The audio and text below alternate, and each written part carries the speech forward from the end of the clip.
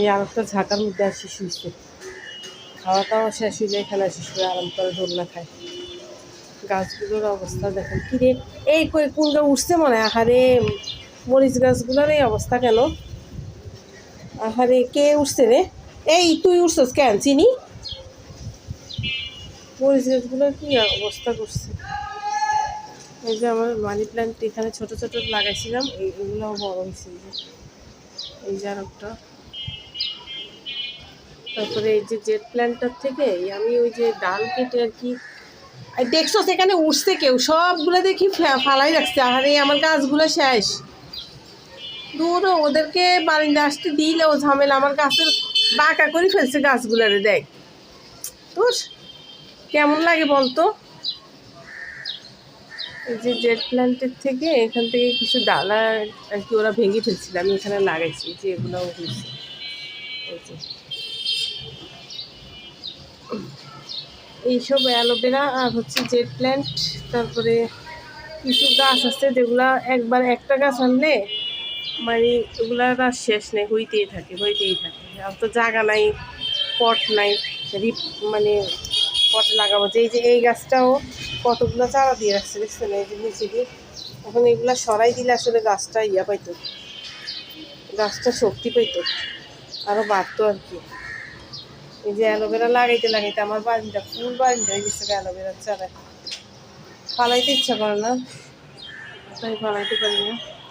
এইদিকে কতগুলো লাগাইছি, এই যে এখানে পেঁপের চারা উঠে দিচ্ছে।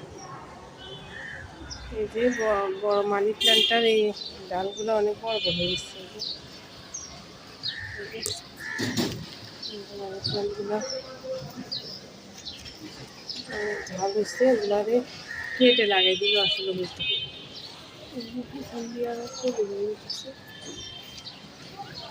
এই যে একটা পেঁপে গাছ উঠি আমার অ্যালোভেরার সাথে বড় হয়ে যেতেছে, এখান থেকে অ্যালোভেরার গাছের মধ্যে উঠছে। ওই যে আমি কিচেন ওয়েস্ট দিয়ে বাটি বানাইছি, সেই বাটি ওইখানে গোড়াই দিছি। তো পেঁপের মনে বিচি একটা দুটা ছিল, তখন এখানে উঠছে আর কি।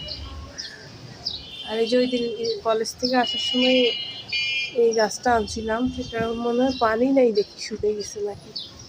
সমস্যা নাই, এগুলো ঝরে আবার নতুন পাতা গজাবে আর কি। আর টমেটোর গাছগুলো তো আর হইলো না, সবগুলোর মধ্যে আমার বিড়ালে পেশাব করে হাগ মতো করে দেয়। ওদের জন্য আমি কিচ্ছু করতে পারি না, এত শখ করে গাছগুলো লাগাইছি। এই যে দেখেন কি অবস্থা, গাছগুলোর অবস্থা দেখছেন? নাই কিছু নেই, নিচে রাখাই যায় না, ওরা আসি উঠে এখানে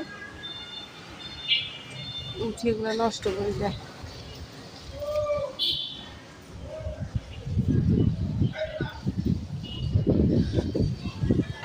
আজকে গাছের মধ্যে পানি দিব, এখন রোদ উঠে গেছে, সমস্যা নেই, তাও দিয়ে দিব। আমি কলার চামড়া ভিজে রাখছিলাম, ওই পানিটা দিব।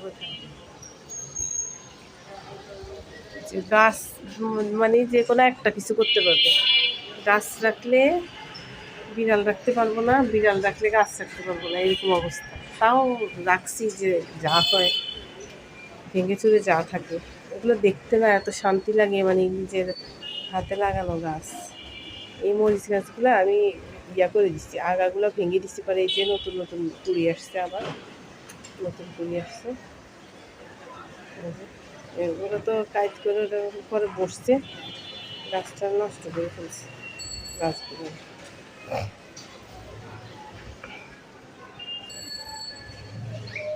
আসলে এটা কি আর হবে, এটা দেখতেই যা সুন্দর আর কি। এই গাছগুলো সরান দরকার, এই গাছটা ফিরিয়া পায় না। আর এই যে লাকি ব্যাম্বোটা তো আর নাই, এটাতে আমায় রাখিয়ে একদম বৈরাগী বানাই যাচ্ছে।